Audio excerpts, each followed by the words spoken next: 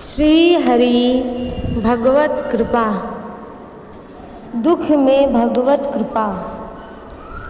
जब मनुष्य केवल संसार के अनुकूल भोग पदार्थ की प्राप्ति में भगवत कृपा मानता है तब वह बड़ी भारी भूल करता है। भगवान की कृपा तो निरंतर है, सब पर है और सभी अवस्थाओं में है, किंतु जो ये अनुकूल भोग पदार्थ है, जिनमें अनुकूल बुद्धि रहती है, ये सब तो मनुष्य को माया के मोह के बंधन में बांधने वाले होते हैं।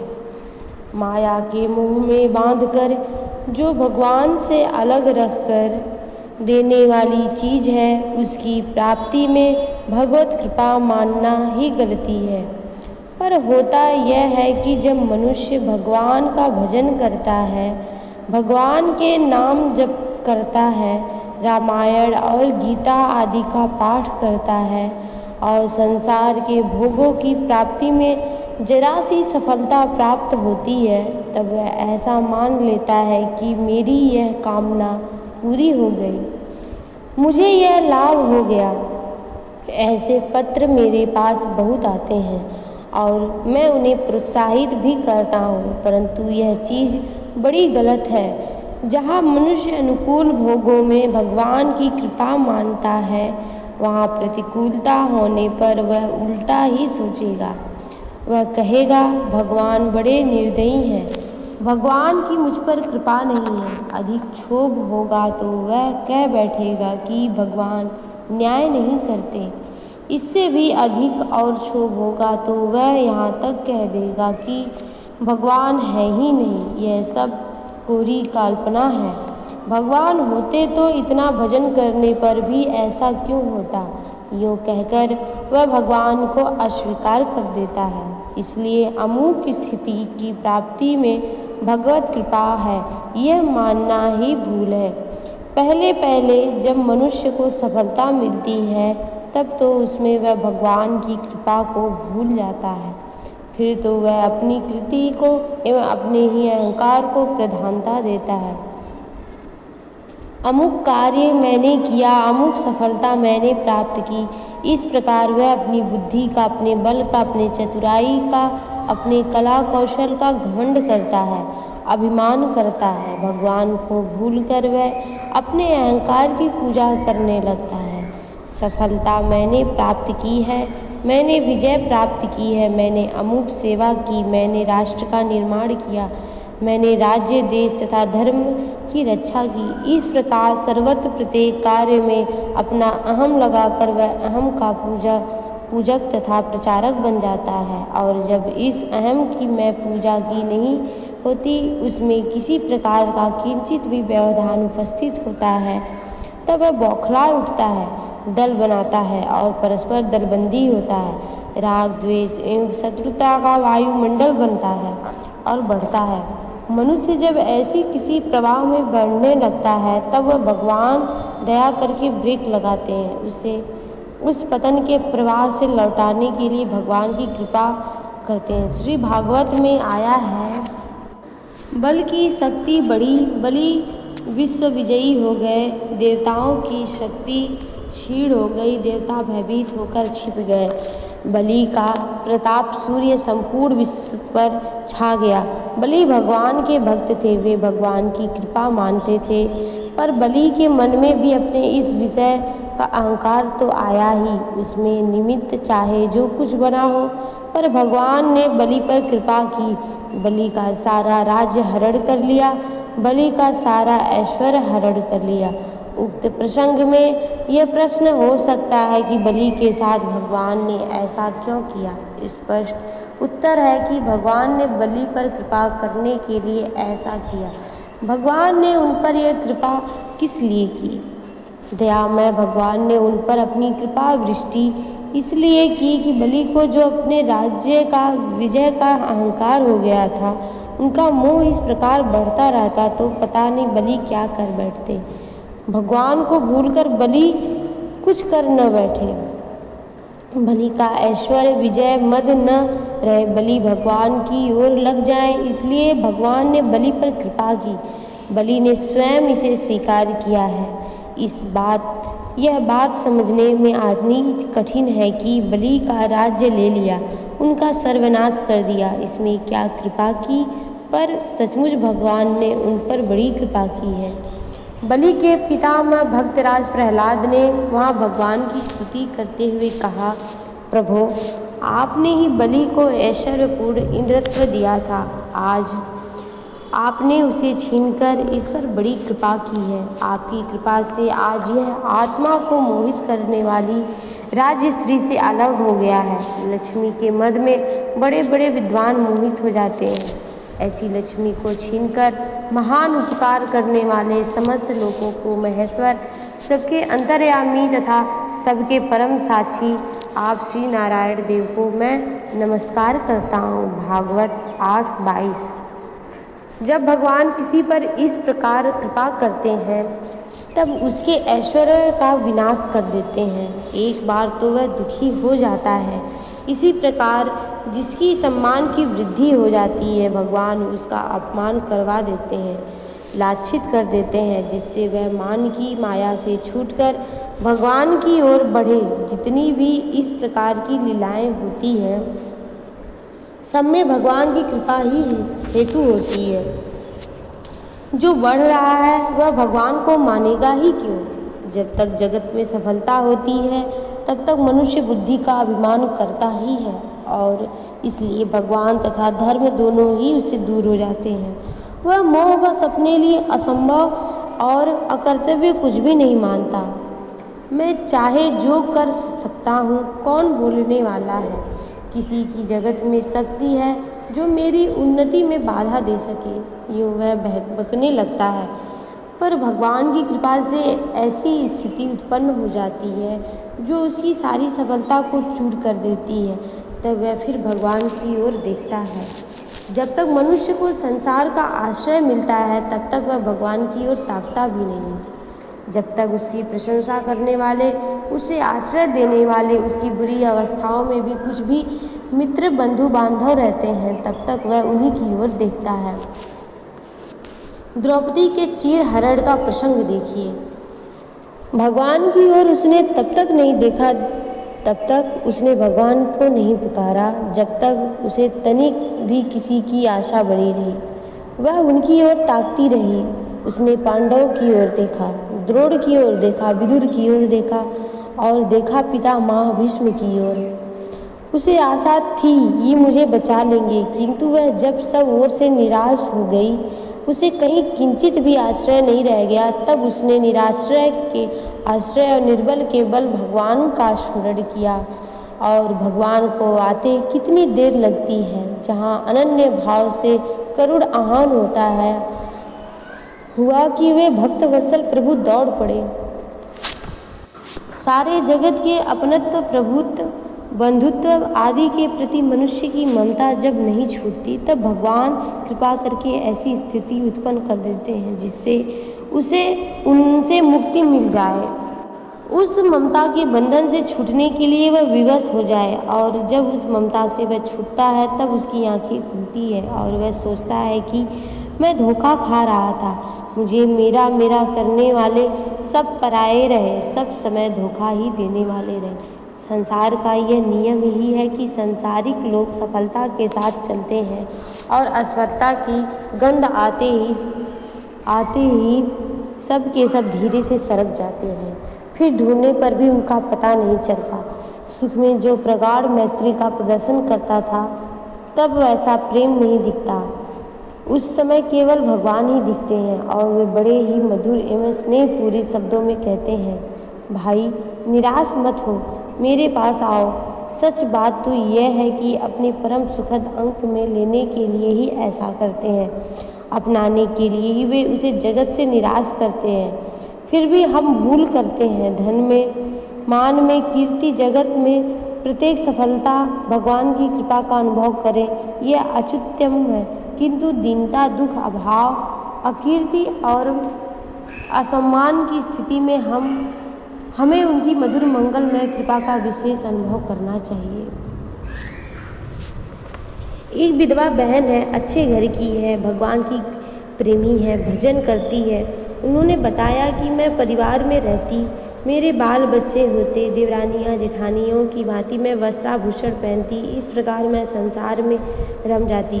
भजन करने की जैसी सुविधा और मन आज है वैसा तब नहीं रहता। ये भगवान की कृपा थी जिसने मुझे जगत के सारे प्रलोभन और सारे विषयों से दूर कर दिया, हटा दिया और इधर लगाने का सुअवसर दिया। वास्तव में यही बात है कि जिसने हमें भगवान में लगा रखा है। मनुष्य अमुक प्रकार के वस्त्र पहनने को, अमुक प्रकार के मकानों में रहने का, अमुक प्रकार के भोजन करने को और लोग मुझसे अमुक प्रकार से बात करते हैं इसको तथा ऐसे ही अनन्या सांसारिक सुविधाओं को सुख मान रहा है, पर वस्तुतः ये सुख नहीं है। किसी ने आपको आदर से बुलाया और किसी ने धुतकार दिया, ये दोनों शब्द ही है, इससे कुछ बनता बिगड़ता नहीं। किसी ने 5 सम्मान की बात गलत कह दी और किसी ने 5 गाली दे दी। यद्यपि गाली देने वाले ने अपनी हानि अवश्य की, पर यदि आपको मन में अपमान की भावना न हो तो आपका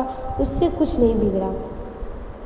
किंतु हम लोगों ने एक कल्पना कर ली, जगत में हमारी कितनी प्रतिष्ठा हो गई, कितने हम अपदस्थ हो गए। हमें नित्य बड़ा भारी डर लगा रहता है। जरा सी निंदा होने लगती है तो हम डर जाते हैं, कांप उठते हैं। पर भगवान यदि जानते हैं कि निंदा से ही इसका गर्व ज्वर उतर सकेगा तो वे चतुर चिकित्सक के द्वारा कड़वी दवा दी जाने की भांति उसकी निंदा करा देते हैं। निंदा, अपमान, अकीर्ति, तिरस्कार, अप्रतिष्ठा तथा लांछन आदि अवसरों पर यदि हम भगवान की कृपा मान ले तो कृपा तो वह ही है ही, पर हमें तो अवकाश ही नहीं है कि हम इस पर विचार भी कर सकें। जब तक सफलता है तब तक मिथ्या आदर है, पर हम मानते हैं हमें अवकाश कहाँ है कि कितना काम है, हमारे बहुत से प्रिय संबंधी है, कितने मित्र हैं, कितने बंधु बांधव हैं, कहीं पार्टी है, कहीं मीटिंग है, कहीं खेल है, कहीं कुछ है, सब लोग हमें बुलाते हैं, वहाँ हमें जाना ही है, क्या करें इत्यादि। पर भगवान तनिक सी कृपा कर दे, लोगों के मन में यह बात आ जाए कि इसके बुलाने से बदनामी होगी तो आज इसे बुलाना सब बंद कर दें, मुंह से बोलना भी सकुचाने लगे। भगवान ने तनिक सा उपाय कर दिया कि बस अवकाश ही अवकाश मिलने लगा। संत कबीर को इसी प्रकार लोगों ने बुलाना छोड़ दिया था। पास बैठने से निंदा हो जाएगी, इतना जानते ही लोग पास बैठना छोड़ देंगे। संसार तो वही रहता है जहाँ कुछ पाने की आशा रहती है। वह पाने की वस्तु चाहे प्रशंसा ही क्यों ना हो, जहाँ कुछ पाना नहीं वहाँ संसार क्यों जाएगा, फिर तो लोग दूर ही रहेंगे। एक बहुत बड़े धनी है, मान्य है, उनके साथ बैठने को मिल जाए, वे अपने साथ बैठा ले, कितनी प्रसन्नता होती है, यश तो बढ़ता है। और कहीं वे हमारे घर आ जाएं तब तो ओहो कितने भाग्यवान हैं हम, इतने बड़े आदमी हमारे घर आए। यह बड़ाई पाने का रोग है, मान पाना, बड़ाई पाना, यश पाना, धन पाना, आराम पाना, कुछ भी जहाँ पाने की इच्छा है और जहाँ यह पूरी होती है वह हम सब चाहते हैं, वहाँ हम सब जाते हैं। पर यहाँ यह पाने की इच्छा पूरी ना हो, कुछ देना पड़े, कुछ त्याग करना पड़े, चाहे मन का ही त्याग करना पड़े, कुछ बदनामी मिले, वहाँ से आदमी हट जाता है, कहता है यहाँ मेरा क्या काम। फिर जगत वाले सब अलग हो जाएंगे जब उनको पाने की कोई आशा नहीं रह जाएगी। अपने घर के प्राण प्रिय व्यक्तियों के मन में भी उनके लिए लोग प्राण देते रहते हैं। ऐसी बात आ जाती है, पिता कमाते थे, उनसे कुछ मिलता था, बड़े पूज्य थे, पर जब उनसे कुछ भी मिलने की आशा नहीं रहती, सेवा शुश्रूषा करनी पड़ती, तब पुत्र भी सोचने लगता है अब तो ये वृद्ध हो गए, बड़ा कष्ट है, इन्हें दूसरे शब्दों में ये मर जाए तो अच्छा है। अपने परिवार वालों को जाने दीजिए, अपना ही शरीर 2-4 वर्ष रुग्ण हो जाए तो औषधि खाने पर भी अच्छा नहीं होता तो निराशा हो जाती है और मन में आता है कि शरीर छूट जाए तो अच्छा हो।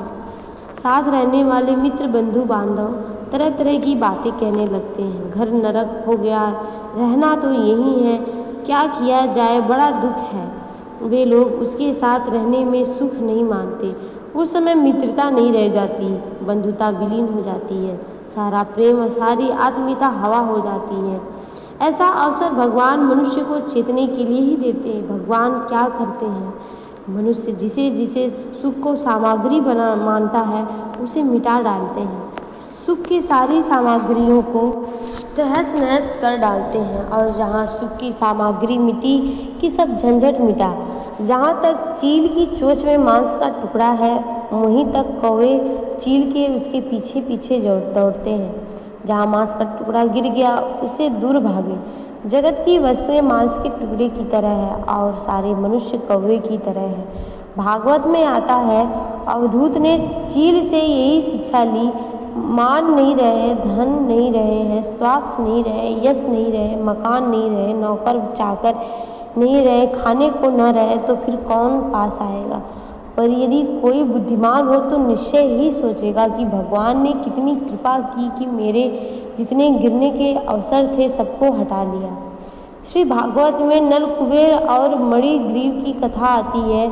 ये दोनों कुबेर के पुत्र थे, अलकाल में रहते थे, दिन रात विहार किया करते थे, इनको कोई रोकने वाला नहीं था।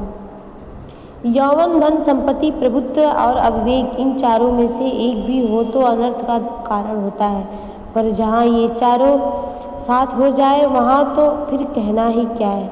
कुबेर पुत्रों में ये चारों थे, वे जवान थे, धन संपत्ति थी, प्रभुत्व था और अविवेक, यौवन का मद था, धन का मद था, अधिकार का मद था। कुबेर के पुत्र थे, स्वेच्छाचारी थे, अविवेकी थे। एक दिन की बात है, ये दोनों अप्सराओं के साथ नंगे नहा रहे थे, विलास कर रहे थे। इधर से नारद जी आ निकले। श्री नारद जी को देखते ही स्त्रियां तो जल्दी बाहर निकल गईं और वस्त्र पहन लिए, किंतु ये दोनों बड़े उदंड थे, उसी तरह नंगे खड़े रहे। नारद जी ने कहा, तुम दोनों जड़ की भांति खड़े जाकर पृच्छ हो जाओ। प्रश्न होता है, ऋषि मुनि तो क्षमाशील होते हैं, बुरा करने वाले का भी भला करते हैं, उनमें क्रोध कैसे उत्पन्न हुआ और उन्होंने नल, कुबेर और मणिग्रीव को शाप कैसे दे दिया। वहाँ आता है, संतों की अवमानना बड़े विनाश की चीज़ है करने वाले के लिए। दूसरी बात, जब धन में, राज्य में, अधिकार में, सफलता में आदि में अंधा हो जाता है, तब जब तक उसके पास वे चीज़ रहती है तब तक उसका अंधापन नहीं मिटता। उसे प्रेम पूर्वक समझाने का प्रयत्न किया जाए तो वह उल्टा नाराज हो जाता है, बिगड़ खड़ा हो जाता है। ऐसी अवस्था में उसकी दवा यही है कि वह वस्तु उसके पास ना रहे। जो धन दुर्मदांध होते हैं, जिनको धन को मद ने अंधा कर दिया, अपनी सफलता के नशे में जो बिल्कुल पागल हो रहे हैं, अंधे हो रहे हैं, ऐसी दुष्टों के लिए दरिद्रता ही परम औषधि है। असत श्री वेदांधस्य दरिद्रदम परमांजनम, उनके पास से उन वस्तुओं को हट जाना ही उनके नेत्र दान करता है। किसी को ज्ञान मद हो जाता है, भगवान उसे हर लेते हैं। भगवान हमारी मनचाही नहीं करते। नारद जी ने इसलिए उन्हें शाप दिया कि जिससे उन बेचारों को यह रोग, धन, मद नष्ट हो जाए, उनकी आँखें मिल जाएं और वे भगवान को प्राप्त करें। जड़ता रूप इस कड़वी दवा के साथ नारद जी ने उनको मधुरतम दुर्लभ आशीष भी दिया कि वृक्ष योनि प्राप्त होने पर भी मेरी कृपा से इन्हें भगवान की स्मृति बनी रहेगी, और देवताओं को 100 वर्ष बीतने पर इन्हें भगवान श्री कृष्ण का सानिध्य प्राप्त होगा। तब इनके जड़ता दूर हो जाएगी, इन्हें भगवत चरणों का प्रेम प्राप्त होगा, ये कृतार्थ हो जाएंगे। स्वयं नारद जी ने चाहा था हम राजकुमारी से विवाह कर लें, पर भगवान ने उन्हें वानर का मुंह दे दिया। ये कथा शिव पुराण और रामचरितमानस में आती है। श्री नारद जी को बड़ा दुख हुआ, भगवान को ये बहुत कुछ कह गए। भगवान तो स्वेच्छाचारी हैं, उन्हें किसी का सुख सौभाग्य नहीं सुहाता, वे अपना ही भला चाहते हैं। आदि न जाने क्या क्या मोह में कह गए, परंतु भगवान ने उनकी कृपा की। पीछे उन्हें पश्चाताप भी हुआ। भगवान ने उन्हें बताया, हमने आपके हित के लिए ऐसा किया था। अवगुण मूल सूल प्रमदा सब दुख खानी, ताते कीन है निवारण मुनि मैं यह जिय जानी।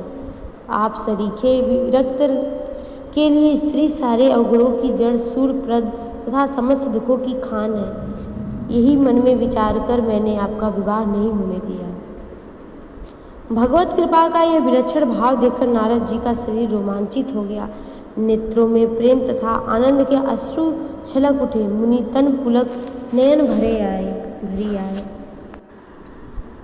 यह समझ लेने की बात है, कहीं हमारे विषयों का हरण होता है, मन चाही वस्तु नहीं मिलती, वहाँ निश्चय ही समझना चाहिए कि भगवान हम पर कृपा करते हैं। भगवान की कृपा का कोई एक रूप नहीं है, वह न मालूम कब किस रूप में प्रकट होती है, पर जागतिक सफलता उसका एक रूप है। हम संसार के भोगों की विषयों की अनुकूल विषयों की प्राप्ति में जो भगवान की कृपा मानते हैं, यही भगवान की कृपा का एकांतिक दर्शन है और एक प्रकार से असत दर्शन है। भगवान की कृपा निरंतर है, सब पर है, सब समय है, बल्कि जहाँ भगवान हमारे अनुकूल विषय भोगों का अपहरण करते हैं, वह विनाश करते हैं, वहाँ भगवान की कृपा विशेष रूप से प्रस्फुटित होती है। जब मनुष्य भगवान को भूल जाता है, उनकी अवहेलना करता है, जब वह आध्यात्म को परमार्थ के सर्वथा भूलकर जागतिक अलौकिक सर्वार्थिक स्वार्थ की सिद्धि में लग जाता है, तब भगवान कृपा करते हैं। जो पाप के प्रभाव में बह रहा है, भगवान उसकी सफलता को बलात्कार से अपहरण करते हैं। जो वस्तु उसे अभिलषित है उसे प्राप्त नहीं होने देते, जो वस्तु उसे प्राप्त है उसने उसे मोहित कर रखा है, उसे छीन लेते हैं, नष्ट कर देते हैं। यह मानभंग है, यह ऐश्वर्य नाश आदि भगवान की बड़ी कृपा से होता है। यदि कोई धन का होकर रहा है तो भगवान चाहते हैं कि वह धन का ना होकर हमारा होकर रहे। उसका धन ऐश्वर्य आदि सब कुछ ले लेते हैं, भगवान तो चाहते हैं उसे अपनाना, वे उसे अपनी गोद में लेना चाहते हैं। पर जब तक जगत उसे अपनाए हैं, तब तक वह ऐसा मोह में रहता है कि मानो सारा जगत ही हमारा है। तब तक उसे भ्रम रहता है कि मानो सारा जगत ही उससे प्यार करता है। वह जगत में चारों ओर आशा लगाए रखता है, उससे भूलकर वह भगवान को भूल जाता है। उसमें जगत का प्रेम, जगत की ममता, जगत का बंधन प्रगाढ़ और विस्मृत हो जाता है। भगवान उसे दिखाते हैं कि तुम्हारे साथ प्रेम करने वाला, तुम्हें अपना मानने वाला, तुम्हें आश्रय देने वाला मेरे अतिरिक्त कोई स्थिति, कोई अवस्था, कोई प्राणी और कोई संबंधी है ही नहीं। ये सब धोखे की चीज़ है। वह धोखे की चीज़ मान ले, इसके लिए भगवान ऐसी स्थिति उत्पन्न करते हैं जैसे हम आपसे प्रेम करते हैं, आपके लिए प्राण देने की बात करते हैं, पर कहीं आप पर कोई लांछन लग जाए, आपका कोई पाप हो जाए, प्रकट हो जाए, जगत आपसे घृणा करने लगे, आपके पास बैठने में लोक लज्जा का अनुभव होने लगे, उस समय हम आपके पास नहीं बैठ सकेंगे। उस समय बड़ा सुंदर तर्क देते हुए हम कह देंगे, अंदर से हम लोगों का प्रेम तो बना ही है, पर बाहर प्रकट करके अपयश लेने वहाँ क्या लाभ। कल जो उसके बड़ाई में, उसके यश में, उसके सुख में हर समय हिस्सा ले रहे थे, आज वह बुरा आदमी माना गया, इसलिए उसे अपना स्वीकार नहीं करते। उनका प्रेम, ममत्व, अपनत्व कहाँ चला गया। मनुष्य पाप करता है, पर क्या वह अपने से घृणा करता है। श्री नारद जी ने प्रेम का स्वरूप बताया, गुण रहितम कामना रहितम। प्रेम गुण रहित और कामना रहित होता है। प्रेम गुण और वस्तु की अपेक्षा नहीं होता। सच बात तो यह है कि भोगासक्त संसार वालों का प्रेम है ही नहीं। सच्चे प्रेमी तो प्रभु हैं, जो गुण नहीं देखते और कामना तो उनके मन में है ही नहीं। भगवान का प्रेम ही असली प्रेम है। अतएव कामना को छोड़कर भोग में जो मन लगाता है, उसे बड़े दुर्भाग्य की बात है। मजे की बात तो यह है कि जगत में जिन लोगों के पास जगत की कुछ वस्तुएं हैं, वे अपने को भाग्यवान मानते हैं और मूर्खतावश और लोग भी उन्हें भाग्यवान कहते हैं। किंतु एक फकीर जिसके पास जगत की कोई वस्तु नहीं है और जिनकी उसे कोई कामना भी नहीं होता, तथा जो अपनी स्थिति में भगवान का स्मरण करते हैं, सर्वथा निश्चिंत और मस्त है, उसे लोग गरीब या अभागा कह देते हैं। बेचारे को सुख कहाँ, पर जो पदार्थ हमें भगवान से दूर कर दे और जो नरक नाले में दग्ध करने में सहायक हो, उस पदार्थ जनित भाग्यशीलता के लिए क्या कहा जाए। गोस्वामी तुलसीदास जी ने कहा है, सुनहु उमाते लोग अभागी, हरि तजी हुई विषय अनुरागी। श्री शिव जी कहते हैं, वे अभागे हैं, भाग्य फूटा है उनका जो भगवान को छोड़कर विषयों से प्रेम करते हैं। सौभाग्यवान कौन, जो सबको छोड़कर भगवान की सेवा में लग जाता है। भरत जी ने लक्ष्मण के भाग्य की सराहना करते हुए कहा था, अह धन्य लक्ष्मण बड़भागी, राम पदार बिंदु अनुरागी। लक्ष्मण के समान कौन बड़भागी है जिसका श्री राम के चरणों में अनुराग है। तुलसीदास जी ने कहा है, रमा विलास राम अनुरागी, तजत भवन इत नर बड़भागी। रमा के वैभव को जो रमा अनुरागी जन वमन के समान त्याग देते हैं वे ही बड़भागी हैं। भोग रूप से तो लक्ष्मी अलक्ष्मी के रूप में, दुर्भाग्य के रूप में रहती हैं। उस दुर्भाग्य को रूप को दूर करने के लिए भगवान कृपा करते हैं और कृपा करके हमने जिस सौभाग्य का मान रखा है उसको हर लेते हैं। भगवान के प्रेम ये भगवान कृपा करते हैं और कृपा करके हमें जिस सौभाग्य मान रखा है उसको हर लेते हैं। भगवान के प्रेम को हरने वाले संपूर्ण चीज़ों को भगवान हर लेते हैं, दूर कर देते हैं। मान गया, धन गया, यश गया, प्रतिष्ठा गई, सब कुछ चला गया। मनुष्य रोने लगता है, छटपटाने लगता है, पर उस समय दयामय प्रभु मधुर मधुर मुस्कुराने लगते हैं, हंसने लगते हैं कि ये मेरा प्यारा बच्चा विपत्ति से बच गया, जिसे हम संपत्ति मानते हैं सचमुच है विपत्ति से ही है। विपदो नवय विपदय, संपदो नवय संपदय, विपदय विस्मरणो विष्णो संपत्रायणायण स्मृति। जगत की विपत्ति विपत्ति नहीं, जगत की संपत्ति संपत्ति नहीं। भगवान का विस्मरण ही विपत्ति है और भगवान का स्मरण ही संपत्ति है। तुलसीदास जी ने शब्दों में कहा है, तुलसीदास जी के शब्दों में, क्या हनुमान विपत्ति प्रभु सोई, जब तब सुमिरन भजन न होई। जिस काल में भगवान का साधन भजन, उनका मधुर स्मरण नहीं होता, वह काल भले ही सौभाग्य का माना जाए। उस समय चाहे चारों ओर यश कीर्ति मान पूजा होती हो, सब प्रकार के भोग उपस्थित हो, समस्त सुख उपलब्ध हो, पर जो भगवान को भूला हुआ हो, भगवान की ओर से उदासीन हो, तो वह विपत्ति में ही है। असली विपत्ति है यह। इस विपत्ति को भगवान का हरण करते हैं अपनी स्मरण की संपत्ति देकर। यहाँ श्री भगवान की कृपा का प्रतिफलित होती है। जय जय श्री राधे।